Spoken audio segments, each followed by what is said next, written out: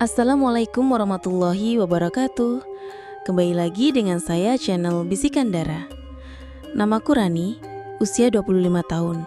Aku baru menikah 6 bulan lalu dengan pria solih bernama Haris. Dia bekerja sebagai staf administrasi di kantor pertanian kabupaten.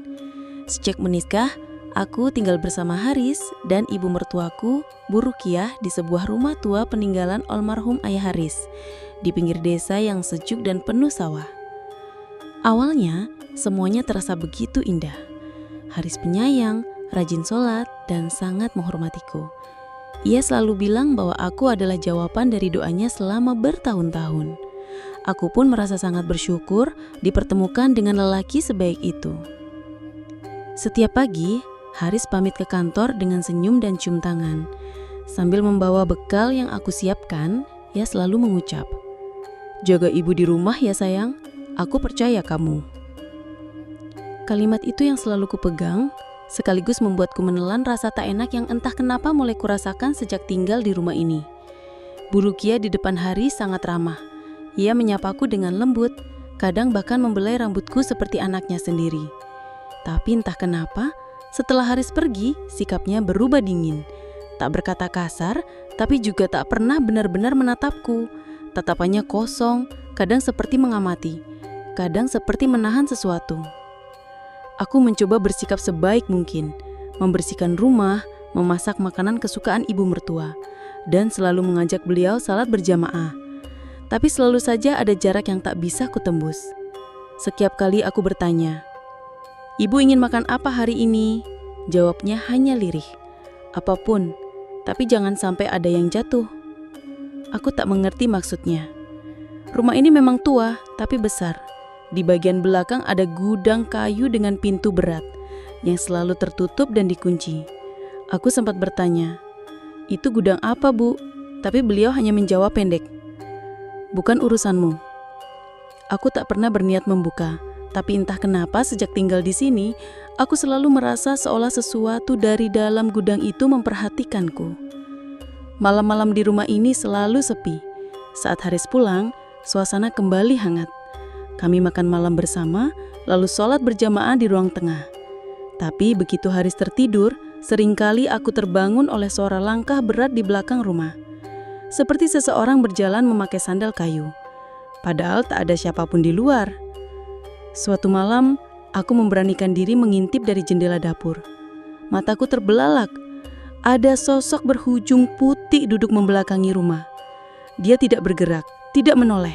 Tapi aku yakin sekali sosok itu tidak berjalan ke situ dari manapun. Dia seperti muncul begitu saja. Aku mundur pelan-pelan dan memejamkan mata. Ku tarik nafas panjang. Dalam hati aku membaca ayat kursi dan menenangkan diriku. Tapi ku buka mata lagi, sosok itu sudah tidak ada. Keesokan paginya aku menceritakan sedikit pada Haris. Tapi Bu Rukiah menyela. "Ah, itu cuma halusinasi. Di sini memang banyak suara karena dekat sawah. Kamu belum terbiasa." Lalu ia tersenyum padaku. Senyum yang entah kenapa tidak terasa seperti senyum ibu. Hari itu aku kembali merapikan rumah. Tapi ada yang menggangguku. Di dekat pintu gudang, aku melihat bunga melati kering berserakan. Dan di atas daun pintu menggantung sesuatu yang seperti ikat rambut berwarna merah. Aku mengenali benda itu. Itu milikku. Tapi aku tak pernah meletakkannya di sana. Aku menatap pintu gudang itu lama sekali, dan dalam hati kecilku berbisik, ada yang tak beres di rumah ini. Tapi apa yang sebenarnya disembunyikan ibu? Dan itulah awal dari semuanya. Kalimat itu terus menggaung di kepalaku. Bahkan saat aku mencoba melanjutkan rutinitas seperti biasa, aku tak bisa berhenti memikirkan ikat rambutku yang tiba-tiba tergantung di daun pintu gudang dan bunga melati kering yang berjatuhan seperti ditabur seseorang dengan sengaja. Pagi itu, seperti biasa, Haris pamit bekerja. Ia mencium keningku dan memeluk ibunya, lalu pergi dengan motor. Dan seperti biasanya juga, begitu suara mesin motornya menghilang, keheningan berubah menjadi tekanan. Bu Rukiah duduk di kursi ruang tamu. Tidak berkata apa-apa. Hanya menatapku diam. Aku mencoba mengajaknya sarapan, tapi ia hanya menjawab pelan, "Aku sudah kenyang, kunci semua pintu." Jangan buka jendela belakang ya. Nada bicaranya tenang, tapi anehnya kalimatnya seperti perintah, bukan nasihat. Siang itu aku sedang mencuci piring di dapur. Cuaca sangat terik, tapi lantai dapur terasa dingin sekali. Saat aku memeriksa bagian bawah meja, aku mendapati genangan air yang entah dari mana datangnya. Tidak ada pipa bocor, tidak ada ember tumpah. Air itu dingin dan berbau, seperti bau bunga yang direndam terlalu lama hingga membusuk. Aku mengepel dan mencoba mengabaikannya.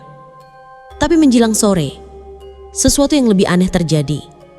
Saat aku mengambil mukena di lemari, tiba-tiba dari arah jendela belakang terdengar suara perempuan menangis.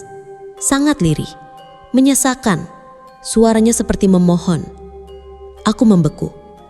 Perlahan aku mendekat ke jendela dapur. Jantungku berdebar sangat cepat. Suara tangisan itu semakin jelas. Lalu diam, hening. Tapi saat aku mengintip keluar, ada sosok perempuan duduk lagi di depan gudang. Sama seperti sebelumnya. Kerudung putih, duduk membelakangi rumah. Tapi kali ini, tangannya terikat rantai. Aku mundur tergesa, hampir terjatuh. Ku coba memanggil Bu Rukiah, tapi ia tidak ada di ruang tamu. Tidak di kamar. Rumah terasa kosong. Dengan tubuh gemetar, aku mencoba mengalihkan pikiran. Aku mengambil wudhu, lalu duduk di sajadah. Saat aku mulai membaca Al-Quran, suasana sedikit lebih tenang. Namun, saat sampai pada surat Al-Falaq, lampu kamar mendadak padam. Padahal cuaca terang, tidak ada hujan, tidak ada angin, tapi semua lampu mati. Dalam gelap itu, aku mendengar lagi suara perempuan menangis. Kali ini lebih dekat. Lalu dari arah balik pintu kamar. "Tolong, jangan dikunci lagi. Aku masih di sini." Aku menjerit kecil lalu memejamkan mata. Ku peluk Al-Quran erat-erat. Bibirku terus bergetar membaca ayat-ayat yang ku ingat. Tubuhku gemetar hebat. Tapi entah bagaimana aku merasa tangisan itu bukan minta menakutiku, tapi minta dibebaskan. Beberapa menit kemudian, lampu menyala lagi. Semua suara lenyap.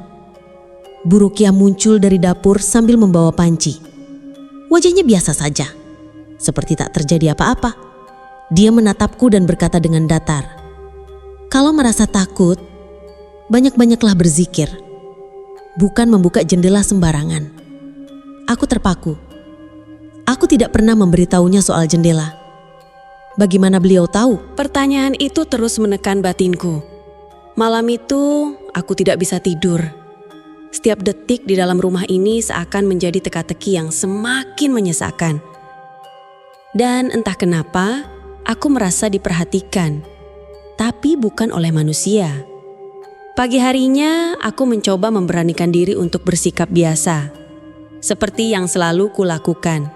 Menyapu halaman belakang, membersihkan dapur, dan mencuci pakaian Haris. Tapi kali ini ada sesuatu yang mengganggu pandanganku. Di langit-langit dapur, tepat di atasku saat aku menyapu, sesuatu jatuh dengan bunyi logam kekil. Aku mendongak. Di lantai, tergeletak sebuah kunci tua berkarat. Bentuknya kuno, dan langsung ku tahu. Itu bukan kunci rumah bagian dalam, tapi kunci itu mirip dengan bentuk gembok yang mengunci gudang belakang. Tanganku gemetar. Aku mendekati kunci itu perlahan. Dan saat memungutnya, hawa dingin menjalar dari telapak tanganku sampai ke tengkuk.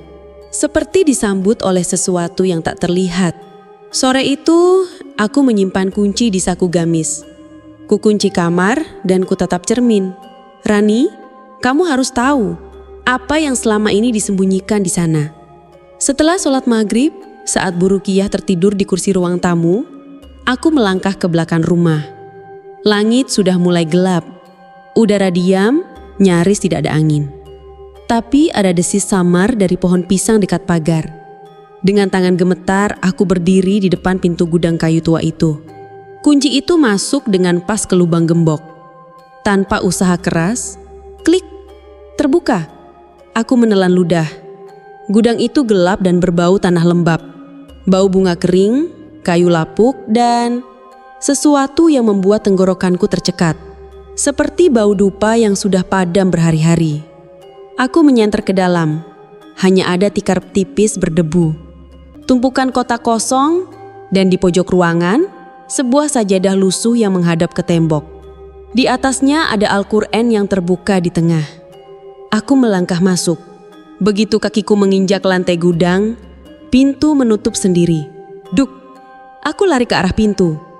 Mengguncang-guncang gagangnya. Terkunci. Dari luar, aku memanggil, "Ibu! Bu Rukiah! Tolong!" Tidak ada jawaban. Tidak ada sinyal di ponselku. Tidak ada jendela. Tidak ada ventilasi. Dindingnya batu tebal. Hanya satu celah kecil di atas pintu yang mengintip keluar. Satu-satunya cahaya. Dalam sunyi itu, aku terduduk di atas tikar berdebu. Air mataku jatuh perlahan. Ya Allah, kenapa aku dikurung? Apa maksud semua ini? Lalu saat malam makin dalam, dari pojok gudang terdengar suara pelan seolah bisikan membaca ayat suci yang tak lengkap. Seperti ada orang lain yang mengaji, tapi suaranya lirih seperti dari dunia yang jauh. Suaranya menangis. Ayatnya terputus-putus. Aku menoleh. Tak ada siapa-siapa. Tapi suara itu terus ada. Makin jelas. Seketika aku sadar, aku tidak sendirian di dalam gudang itu. Kalimat itu bukan sekedar firasat, tapi sebuah kepastian. Suara lirih yang tadi samar kini semakin jelas.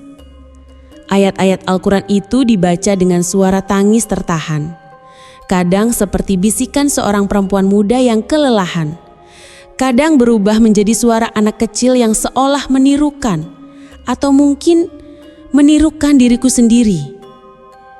Aku menoleh ke arah pojok gudang, tempat sajadah lusuh terbentang. Al-Quran yang tadi terbuka, kini berpindah halaman dengan sendirinya. Lembarannya bergerak pelan seperti ditiup angin.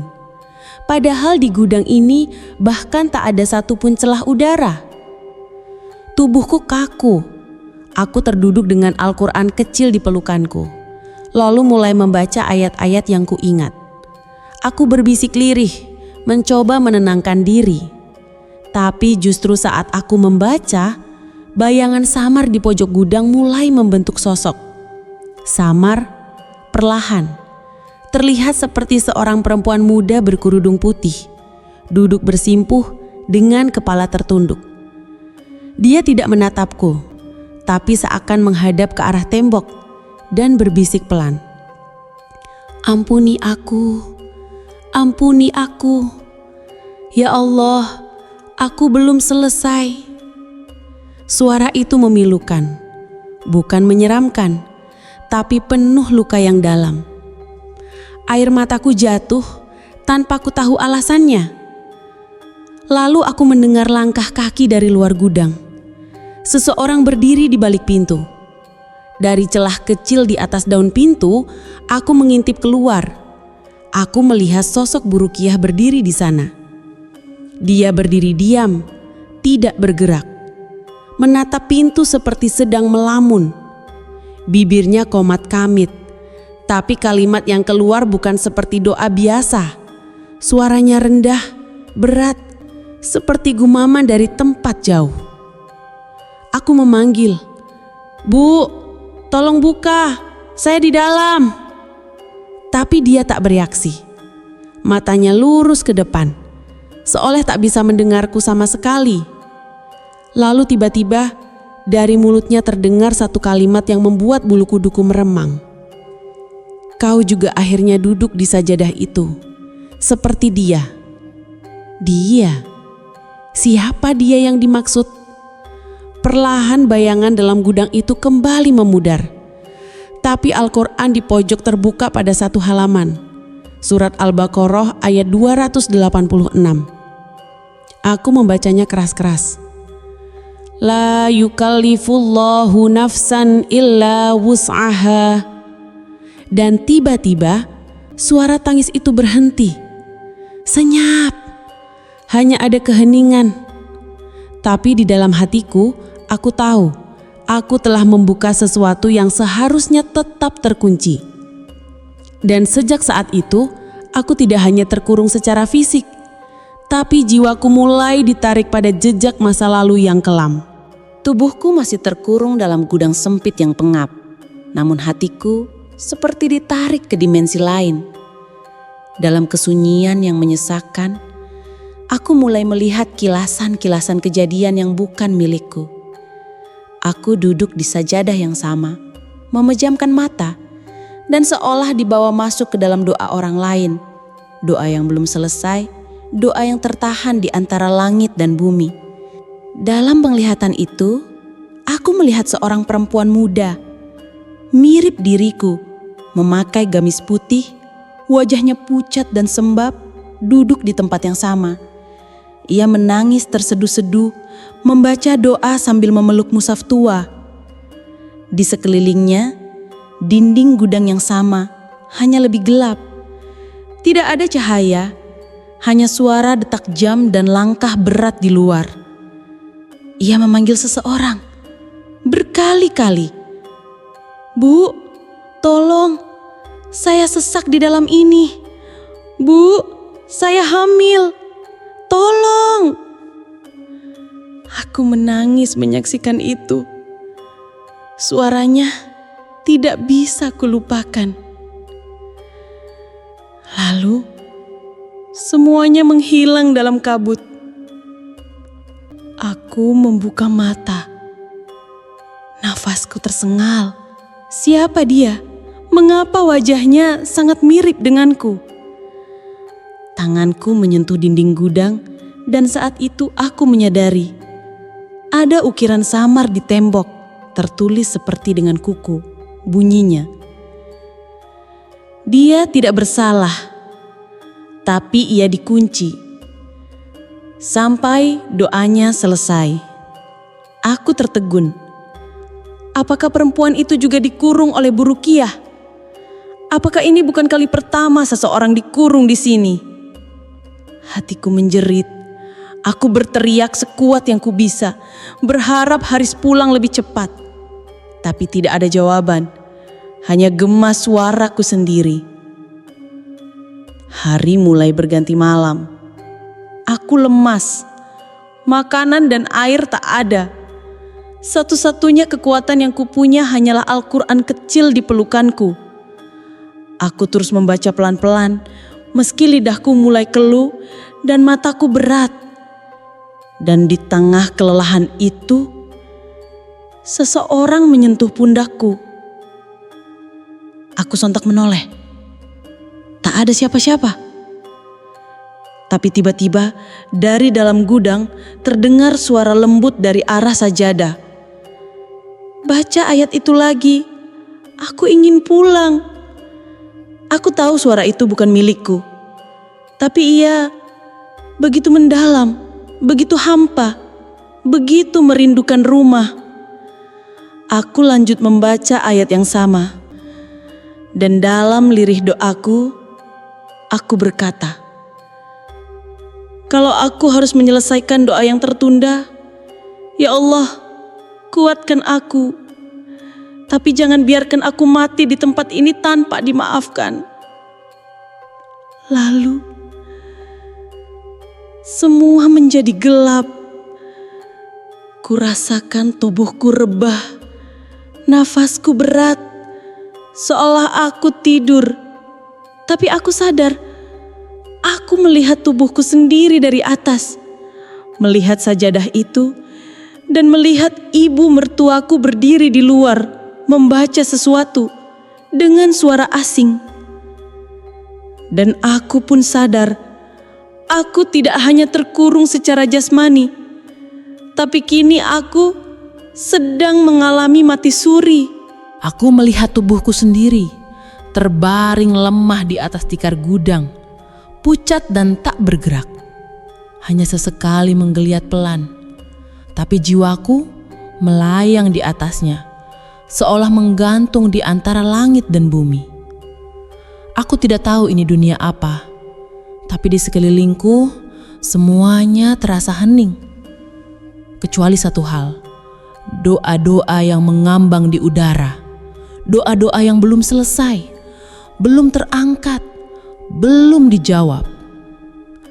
Tiba-tiba aku berada di ruang yang asing, kosong, putih gelabu, dengan suara gemericik air dan hembusan angin lembut. Di depan sana berdiri seorang perempuan yang wajahnya kembali membuat jantungku tercekat.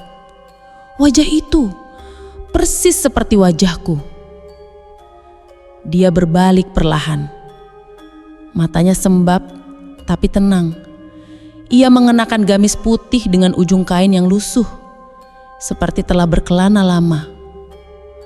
"Aku bukan kamu," katanya lirih. "Tapi kita punya luka yang sama, dan hanya satu di antara kita yang boleh kembali." Aku terpaku. "Siapa kamu?" tanyaku, nyaris tanpa suara. Ia mendekat. Dari mulutnya mengalir kisah yang seperti mimpi tapi terasa nyata.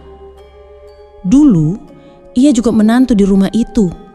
Ia mencintai suaminya, tapi ibu mertuanya tidak pernah menerimanya. Ia mengandung, dan suatu hari dikurung dalam gudang itu hingga ajalnya menjemput. "Namaku Zulaiha. Aku tak pernah dimandikan, tak pernah dikafani. Aku hanya disolati langit karena bumi telah menolakku." Suasana di sekeliling kami berubah, seolah aku dibawa kembali ke masa lalu. Aku melihat gudang itu, tapi dalam kondisi yang berbeda. Dinding masih bersih, cahaya matahari masuk dari celah-celah, dan suara-suara kehidupan terdengar di luar.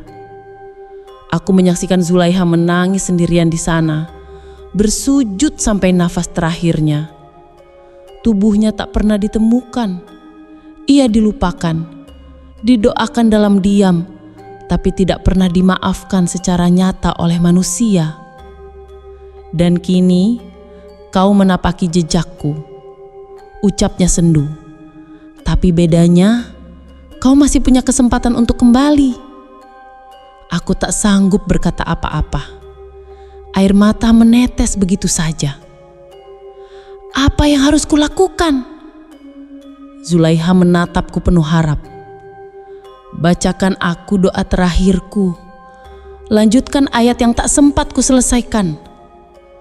Lalu pilihlah, kembali ke tubuhmu atau gantikan aku."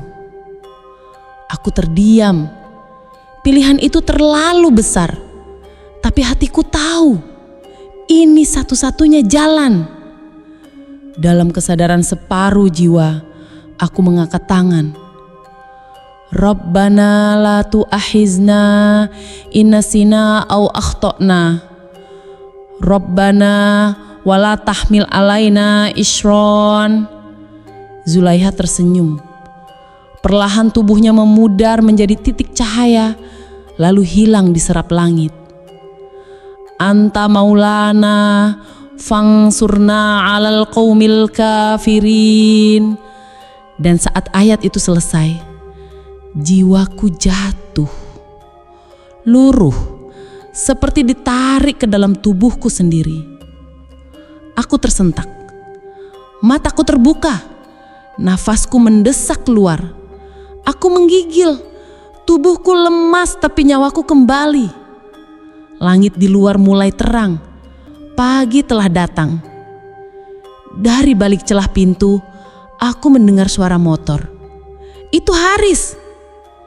Dengan sisa tenaga, aku mengetuk-ngetuk kayu pintu. "Haris, aku di sini. Buka, Haris." Tapi Haris yang baru saja turun dari motornya merasakan sesuatu yang tak biasa. Ia mendekat ke belakang rumah, memanggil-manggil. "Rani, Rani kamu di mana? Bu, istriku kemana?" Tak ada jawaban. Rumah terasa sepi, terlalu sunyi untuk pagi hari. Lalu suara ketukan dari dalam gudang terdengar lagi. Lemah tapi jelas. Haris menoleh. "Rani?" Tangannya gemetar saat membuka gembok. Ia tak tahu siapa yang menguncinya. Bu Rukiah masih tertidur di dalam kamar, atau berpura-pura tertidur. Tapi Haris tak peduli lagi. Begitu pintu gudang terbuka, Haris terkejut melihat tubuh istrinya yang pucat dan lemas terbaring di dalam, dengan Al-Quran kecil masih tergenggam erat di dadanya. "Rani?" Ia memelukku, mengguncang tubuhku perlahan. "Rani, bangun. Ini aku, Haris." Dalam detik yang terasa sangat panjang, aku membuka mata. Napasku berat, tapi senyumku mengembang perlahan. "Aku pulang," bisikku. Haris menangis. Ia memelukku erat, tak peduli dengan debu dan dinginnya udara gudang. Aku masih lemah, tapi saat itu aku tahu aku telah kembali sepenuhnya ke dunia ini. Setelah dibantu keluar dan diberi minum, aku meminta satu hal pada Haris. "Tolong, aku ingin menyolatkan seseorang yang belum pernah disolatkan." Haris mengerutkan kening, tapi ia tidak bertanya. Ia hanya mengangguk. Dengan langkah gemetar, aku kembali ke dalam gudang. Kali ini ditemani Haris. Di pojok ruangan, aku menunjukkan tempat sajadah itu berada. Di bawahnya, kami menggali pelan-pelan dengan hati-hati. Dan benar, di situ ada sisa-sisa tulang manusia, terbungkus kain yang sudah lusuh dan kotor. Masih ada sisa kerudung putih di bagian atasnya. Aku menunduk, air mataku jatuh ke tanah. Namanya Zulaiha. Dia juga menantu, tapi tak pernah diberi kesempatan. Haris terdiam lama, lalu ia menggenggam tanganku. "Kita mandikan, kita tafani, kita solatkan hari ini." Dan untuk pertama kalinya, seseorang yang dilupakan akhirnya diantarkan pulang. Malam itu rumah menjadi sangat sunyi, tapi bukan sunyi yang menakutkan, melainkan hampa yang seolah sedang dibersihkan. Seperti ada energi berat yang telah pergi, seperti rumah ini akhirnya bernafas lega. Tapi satu hal belum selesai. Saat aku hendak tidur, Bu Rukiah tiba-tiba berdiri di depan kamar. Matanya sembab. Ia tidak bicara sepatah kata pun, hanya meletakkan bungkusan kecil berisi foto pernikahan Zulaiha dan sehelai surat. Dalam surat itu tertulis tulisan tangan. "Aku iri, aku lemah. Aku takut kehilangan anakku karena dulu aku kehilangan semuanya. Tapi aku sadar bukan kamu yang jahat, tapi luka di masa lalu yang tak pernah aku sembuhkan. Maafkan aku, Rani." Aku membaca surat itu dalam diam. Tak ada amarah, hanya haru yang menyesakan. Dan malam itu aku memejamkan mataku dengan hati yang tenang. Pagi harinya, sinar mentari menembus sela-sela tirai kamar. Untuk pertama kalinya setelah sekian lama, aku bangun tanpa merasa diawasi, tanpa hawa dingin yang membekukan hati. Haris ada di sampingku, tersenyum kecil seraya membisikkan, "Kamu kuat sayang, terima kasih karena tidak menyerah." Aku hanya menunduk, air mata menetes tanpa suara. Tapi kali ini bukan karena takut, melainkan karena lega. Karena aku tahu tidak ada lagi yang tersembunyi di rumah ini. Tapi saat aku duduk di ruang makan untuk menyeduh teh, sesuatu membuatku berhenti sejenak. Dari arah gudang belakang, terdengar zikir lembut, suara lirih, bening, dan damai. Seperti ada yang sedang sujud dalam hening, menyebut nama Allah dengan penuh syukur. Aku menoleh ke Haris yang sedang bersiap ke masjid. Ia tersenyum, lalu berkata, "Biarkan saja, mungkin rumah ini sedang belajar berzikir setelah sekian lama dikotori oleh kebisuan dan rasa sakit." Aku menggenggam tanganku sendiri, mengingat semuanya. Hari-hari saat aku merasa sendirian, suara-suara dari balik tembok, sosok Zulaika yang muncul dalam cahaya dan doa, dan Bu Rukiah yang kini perlahan mulai berubah. Ia masih tertutup, masih jarang bicara. Tapi kini setiap pagi ikut sholat berjamaah dan mulai menyapu halaman dengan tenang. Kami tidak pernah membicarakan malam itu lagi. Tapi pagi setelah pemakaman Zulaika, aku sempat melihat Bu Rukiah berdiri lama di depan makam, menabur bunga tanpa air mata, hanya dengan bisikan. Aku tak tahu bagaimana minta maaf, tapi semoga ini cukup. Rumah itu kini terasa berbeda. Setiap malam Haris dan aku rutin mengadakan pengajian kecil di ruang tengah. Anak-anak tetangga mulai datang. Rumah yang dulunya sunyi dan menakutkan, kini penuh dengan suara ayat suci. Tapi kadang saat aku sendiri di dapur, aku masih melihat sekilas bayangan putih di balik jendela gudang. Bukan bayangan yang menyeramkan, tapi seperti seseorang yang ikut mendengarkan ayat demi ayat. Seseorang yang doanya akhirnya selesai. Dan aku percaya, dia kini sudah benar-benar pulang. Pelajaran dari rumah yang pernah menyimpan luka. Kadang luka yang paling dalam bukan yang ditimbulkan orang lain, tapi yang kita biarkan mengendap dan menjelma menjadi dendam. Dan kadang kunci untuk melepaskan semuanya bukan dengan membalas, tapi dengan membacakan doa yang belum sempat selesai. Karena ada jiwa-jiwa yang tak pernah dimakamkan dengan benar, bukan oleh tanah, tapi dengan maaf yang tak pernah diucapkan. Dan bila akhirnya kau bisa menyelesaikan satu doa, mungkin itu cukup untuk menyelamatkan dua dunia.